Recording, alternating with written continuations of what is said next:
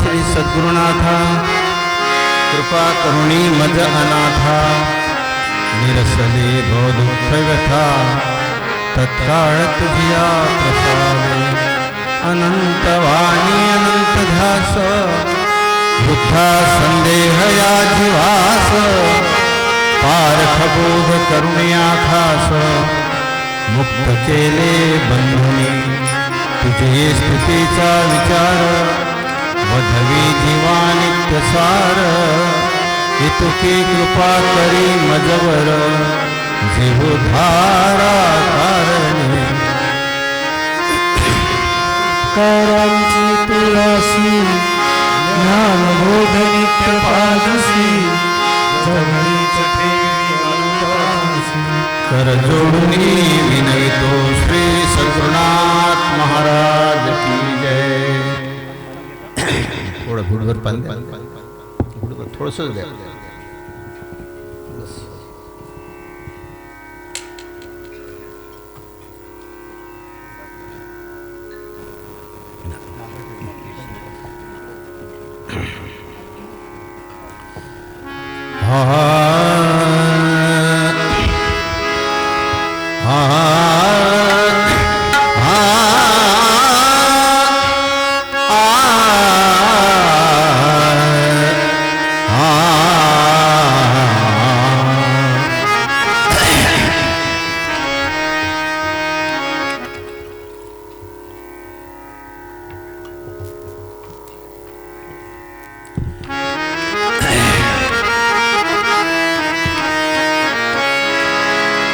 पाप पुण्य के बीज दो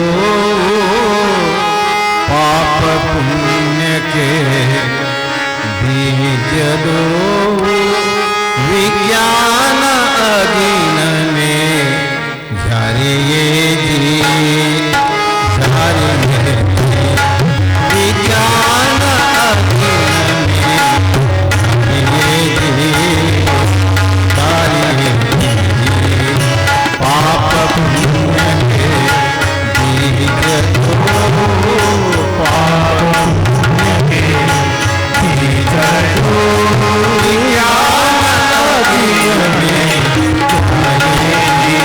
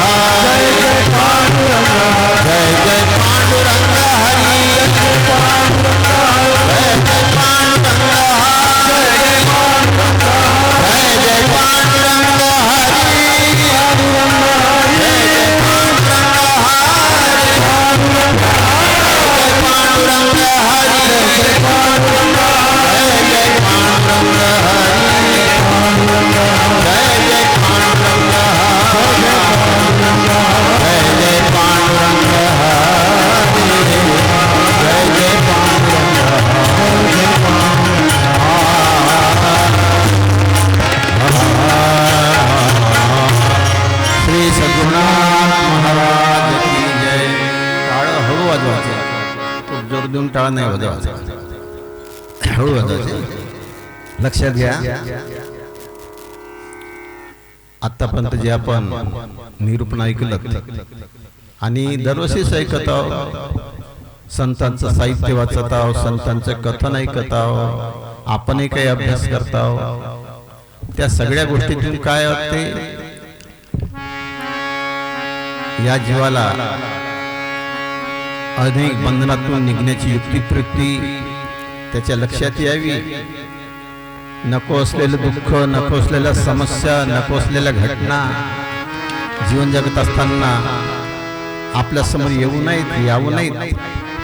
आणि माणसाला सदोदित कोणत्याही क्षेत्रामध्ये जर जीव असेल त्याला सदोदित समाधान प्राप्त झालं पाहिजे. सुख मिळते पण समाधान मिळत नाही, लक्षात घ्या. आणि समाधानाचा विषय आहे, विषय त्यागा विना काही समाधान ते प्राप्त नाही, ऐसे बोलणे ठाई ठाई बरे पहा.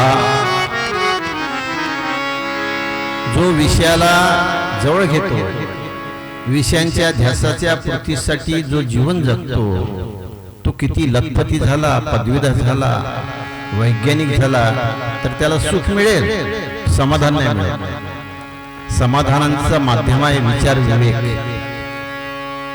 आणि सुखाचं माध्यम आहे पुण्यकर्म, आणि दुःखाचं माध्यम आहे पापकर्म. आजपर्यंतच्या इतिहासामध्ये ज्या ज्या जीवनाला काही अनुभव आला, व्याधी, गरिबी, वेदना, बंधन तथा विपत्ती, हे पूर्व कर्मों के पाप फल भोगे होय निवृत्ती. संतांचा सिद्धांत असा आहे, जीवन जगत असताना इथं प्रश्न स्त्री पुरुषांचा नाही आहे, इथं प्रश्न श्रीमंत गरिबाचा नाही आहे, इथं प्रश्न अशिक्षित सुशिक्षित लोकांचा नाही आहे, इथं प्रश्न गुरु शिष्याचा नाही आहे. प्रत्येक जीवाला अनुभव येतो. आपण जीवन जगत असताना अनेक व्याधीला सामोरे असतात. व्याधी संस्था तुम्हाला आधी व्याधी उपाधी सगळ्यांनाच माहीत आहे. मी जे बोलत आहोत ते तुम्हाला सगळ्यांना माहीत आहे, मी काही नवीन बोलून राहिलो. आधी व्याधी उपाधी, आधीचा अर्थ आहे मानसिक त्रास, व्याधीचा अर्थ आहे शारीरिक त्रास, आणि उपाधीचा अर्थ आहे आपल्या संबंधित वस्तू प्राणी पदार्थांच्या उपद्रवापासून होणारा त्रास. तीन प्रकारचा त्रासाचा अनुभव प्रत्येकाला आहे, अज्ञानी असो की ज्ञानी असो, श्रीमंत असो की गरीब असो, प्रत्येकाला आहे. मानसिक त्रास प्रत्येकाला, शारीरिक त्रास प्रत्येकालाच आहे, आणि उपाधीचा त्रासही प्रत्येकालाच आहे. परंतु या त्रासाचं कारण काय, हे कारण आपण शोधलं नाही. जे काही शोधलं आहे आणि आपल्या समाजामध्ये प्रचार होत आहे, तो प्रचार आहे या त्रासाचं काम आहे परमेश्वर, परमेश्वराचा कोप, निसर्ग, सरकार, वातावरण, आई वडील, भाऊ बहीण, शेजार संबंध, वस्तू प्राणी पदार्थ, हे आपण माध्यम ठरवतो. चुकीची कल्पना आहे. आपल्या जीवनामध्ये ज्या ज्या प्रकारचा त्रास होतो, शरीराचा होय, मनाचा होय, की आपल्या नात्या गोत्याचा की शेजार संबंधाचा असो, जो त्रास होतो तो त्रास कुणीही तुम्हाला देत नाही. लक्षात घ्या, तो त्रास आपल्या समजीच्या व्यवहारापासून आपल्याला त्रास होतो. सगळ्यांचाच अनुभव आहे. म्हणून ही खुणगाड घेतली पाहिजे. आपुलाला भोग आपुलाने, आपुलाला भोग आपुलाने, आपुलाला भोग आपुलाने, आपुलाला भोग आपुलाने, आपुलाला भोग आपुलाला भोग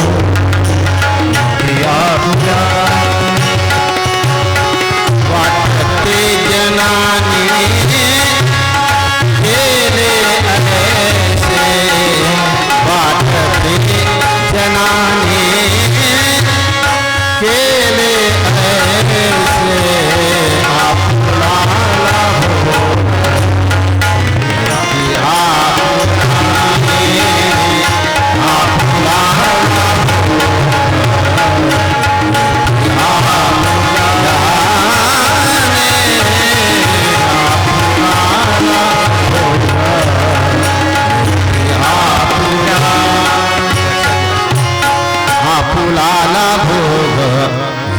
आपुल्याने वाटते जनाने केले ऐसे. हा मोठा भ्रम आहे, प्रत्येकाच्या अंतर्गत भ्रम आहे.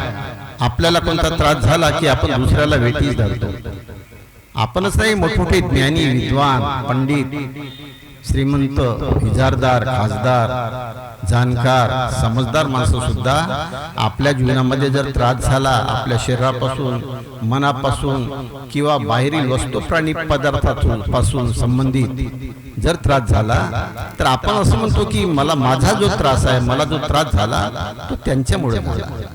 आईमुळे झाला, वडिलांमुळे झाला, बहिणीमुळे झाला, भावामुळे झाला, वातावरणामुळे झाला, सरकारमुळे झाला, देवाच्या कोपामुळे झाला. ही चुकीची कल्पना आहे.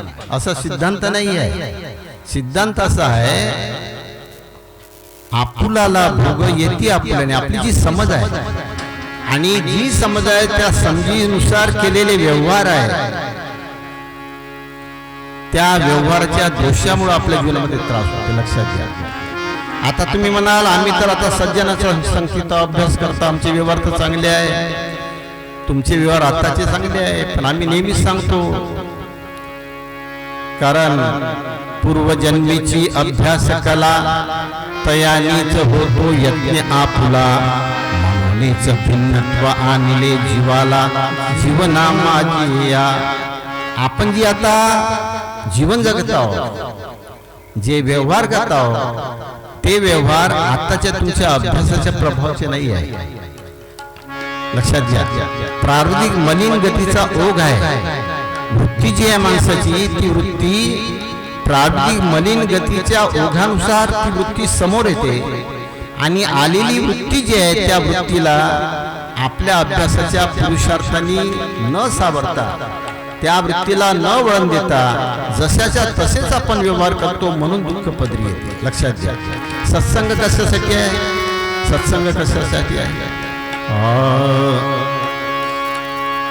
इंद्रिया वळण नदी विवेकाने.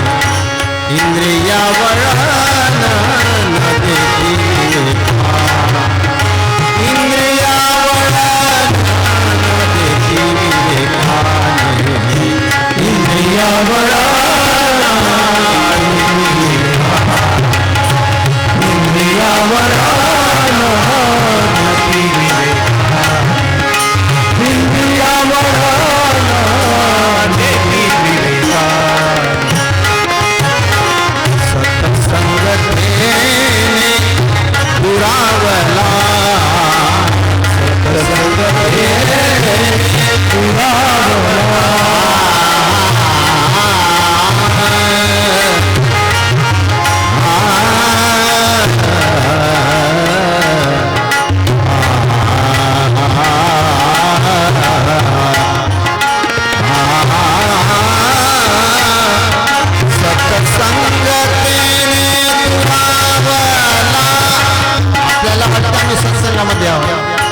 त्याचा नाव सत्संग नाही आहे. इंद्रिया वळण नदी विवेकाने. इंद्रिया वळण नदी विवेकाने. सत्संगतेने दुरावला. सत्संगतेने दुरावला.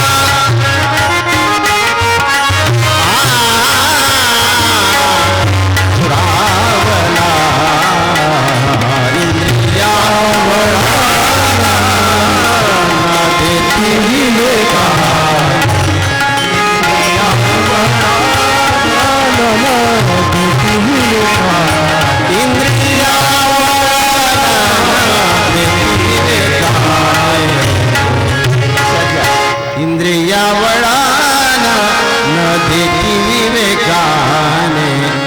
सत्संगतेने दुरावला. आपल्याला वाटतं आम्ही सत्संगात आहोत, आम्ही अभ्यास करत आहोत, आम्ही उपदेशी आहोत, आम्ही धार्मिक आहोत, पण तो सिद्धांत नाही आहे. सत्संग त्याचं नाव आहे जे आपण वाचतो, ऐकतो, अभ्यास करतो, उपदेश घेतो. त्या अभ्यासाने, त्या वाचनांनी आपल्या इंद्रियाला वळण द्यायची कला साधली पाहिजे.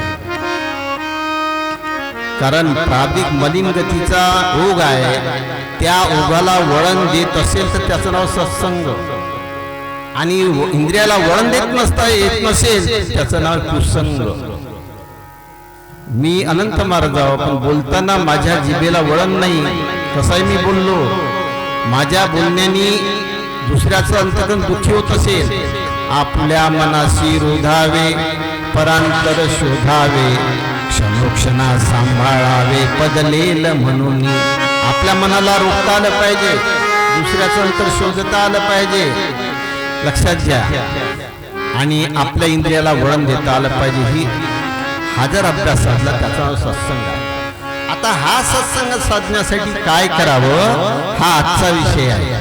कबीर साहेबांचं पद आहे, पाप पुण्य के बीज दो विज्ञान अधीन में जारिये जी, जारिये जी. पहिलं पद आहे, पाप पुण्य के बीज दो. हे बीज आहे आपल्या देहात, लक्षात घ्या. आपण जन्माच्या पहिल्या क्षणापासून मरणाच्या शेवटच्या क्षणापर्यंत जो देहव्यवहार करतो, प्रवास करतो, त्या देहव्यवहाराचा प्रवासाचं बीज आहे पापाचं आणि पुण्याचं. आता हे पाप पुण्य कुठं आहे? पाप पुण्य के बीज दो विज्ञान अधीन में जारिये जी. सद्गुरू कबीर साहेब म्हणतात, जर तुम्हाला आपापल्या इंद्रियाला वळण द्यावं असं वाटत असेल, दुसऱ्याने एक शब्द आपल्याला बोलला, त्या बोलण्याने माझं मन दुःखी झालं असेल तरी त्या बोलणाऱ्याला माझ्याकडून कोणते वचन मिळावं, माझ्याकडून कशी मी वर्तणूक द्यावी, त्याचं सांत्वन मी कसं करावं. अगल्या माणसाचं सांत्वन करायचं का टोचू टोचून मारायचं? सांत्वन करायचं. हा, आम्हाला कलाय टोचू टोचू मारायचं. मित्र, तो कुसंग झाला, लक्षात घ्या. भानावर असलं पाहिजे आपण. पापकर्मानी देहदुःख प्राप्त होते, पुण्यकर्मानी देहसुख प्राप्त होते, आणि ज्ञानाने मोक्ष प्राप्त होते. पापांनी पुण्यानी मोक्ष प्राप्त होत नाही, परंतु जीवन जगत असताना आपल्या संबंधित वस्तू प्राणी पदार्थांचा अपव्यय न करता, प्राणी आणि पदार्थांना आपण अपव्यय न करता जो वापर करतो त्या वापरापासून इतरांना दुःख प्राप्त होऊ नये. पापपुण्याची व्याख्या तुम्हाला माहित आहे.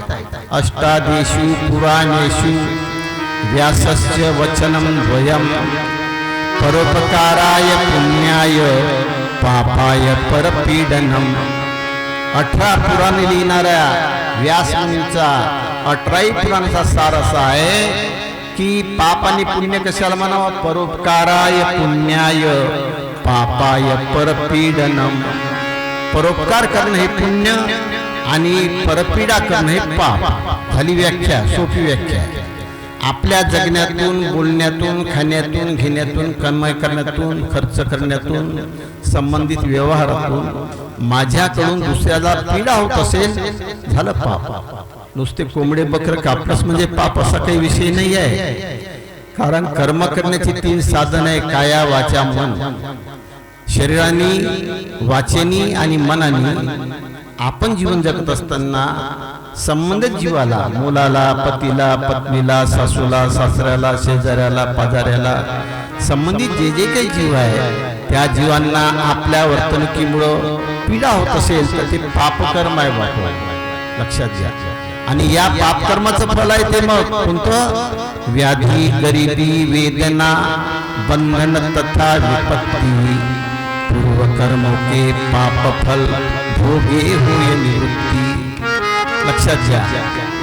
पूर्वजन्म कृतम पापम फलम व्याधी रूपेण जायते. पूर्वकर्मांनी, पूर्वीच म्हणजे आता जो क्षण आहे, या क्षणाच्या अगोदर जे केलेलं कर्म आहे अनंत काळापासून, त्या कर्माच्या पापकर्माचं फल आहे व्याधी, शारीरिक दुःख. आताच आमचा विठ्ठल म्हणे, मला बाथरूमला नेलं, हात पकडला त्यांनी, भीती वाटते बाबा, नको पकड म्हणलं. आत्ताच काही पडाच्या लायकीचं मी झालो नाही. तो भीती वाटते बाबाजी म्हणे, तुमची प्रकृती कोणा भीती वाटली नाही वाटली, एक दिवस ते शरीर पडणारच आहे. काचाच्या मालात ठेवलं, तुपात घोळून ठेवलं. काळजी घ्या लागते, जरूर आहे, काळजी घेऊ नका असं नाही, परंतु इतक्या मोहात काही पडायचं काही कारण नाही. लक्षात घ्या, मोह माणसाला दुःख तयार करून देते, मोह माणसाला चिंताग्रस्त बनवते, मोह माणसाला भयग्रस्त. कसं होते तसं होणारही नाही, पण कसं होते का, कसं होते का, कसं होते का, झुरू झुरू मोडतो राजू आपण. लक्षात घ्या, म्हणून मोहापासून 2 हात दूर राहिलं पाहिजे.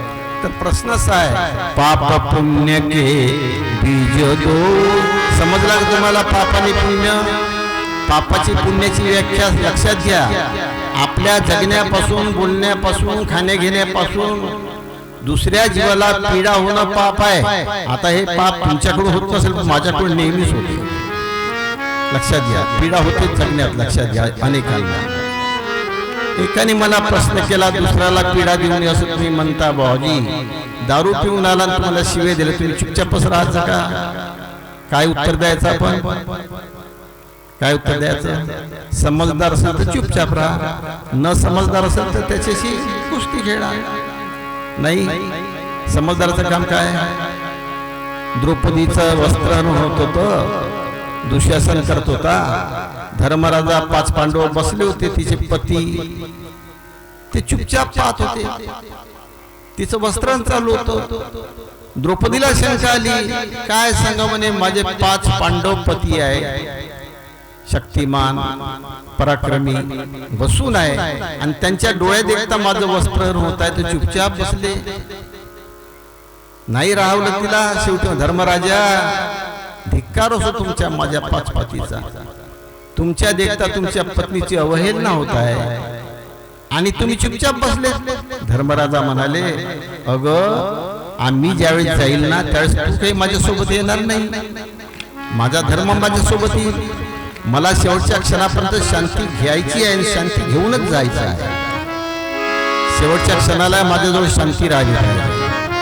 लक्षात घ्या, हे ज्ञानाचं अंग आहे भावा. चिंता घेतलं तर कोणी चिडते, आबे म्हणल्यावर काबे कोणी म्हणते, पण ज्ञानाचा तो धर्म नाही आहे. तो आबे म्हणते, आपण आजी म्हणायचं. तो एका गालावर मारते, आपण दुसरा गाल द्यायचा. ही ज्ञानाची गती आहे.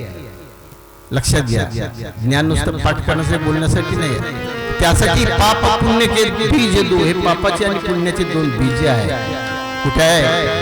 पाप पुण्य दुई कर्म है नर देहन के बीच, सुसंग कुसंग जस योग मिली, उत्तम मध्यम नीच. पाप पुण्य कुठे आहे? नरदेहामध्ये आहे, बाहेर नाही आहे. तुम्ही व्रत एकादशी केली, देवाची पूजा केली म्हणून बाहेरून पुण्य प्राप्त होते असा भ्रम डोक्यातून काढून टाका, कारण पाप पुण्य इथं आहे.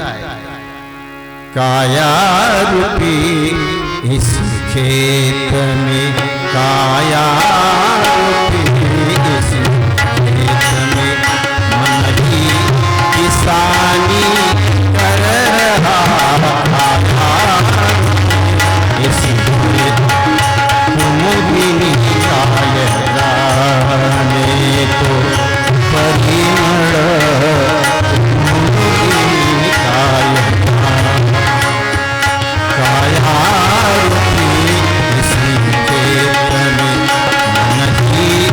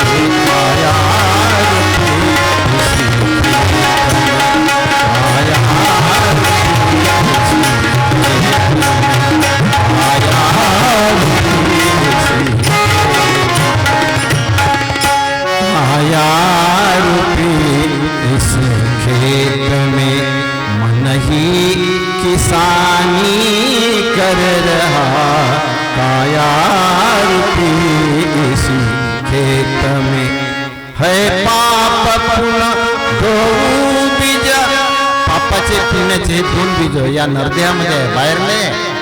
व्रत एकादशी केल्याने पुण्य होत नाही, लक्षात घ्या. भजन पूजन केल्याने पुण्य होत नाही, कीर्तन प्रवचन ऐकल्याने पुण्य होत नाही. मग हे विनाकारण आहे का? नाही नाही नाही, हे पुण्यकर्माचे साधन आहे, वाया नाही आहे. व्रत एकादशी करणे, देवपूजा करणं, अभ्यास करणं, कीर्तन प्रवचन ऐकणं, पुण्यतिथी करणं वाईट नाही आहे, पण ते केल्याने पुण्य होते म्हणत असा हा तुमचा भ्रम आहे. 7 दिवसाचा उपवास केला बाई मला पुण्य झालं, नाही नाही नाही. नुसत्या उपवासानं रतनी मांचिया साकडी संदेही गुंतली बापुडी, ते केवी पावतील पैल पिढी संसार सागराची. ते साधन आहे पुण्यप्राप्तीचं. ज्यावेळेस आपण 7 दिवस उपवास करतो, भजन पूजन करतो, आज पुण्यतिथी करून राहिलो, आजचा दिवस असा आहे की आपल्या अंतःकरणामध्ये सत्कर्माची पेरणी व्हावी, मग सत्कर्मातून उपजे पुण्य. आजपासून आपण सत्कर्माला सुरुवात केली पाहिजे, कुकर्म सोडून दिले पाहिजे. कुकर्म कशाला म्हणावं? वाईट कर्म, की ज्या कर्माने दुसऱ्याच्या मनाला दुःख होते, ज्या कर्माने दुसऱ्याची हानी होते, त्या कर्माने दुसऱ्याची मानहानी होते,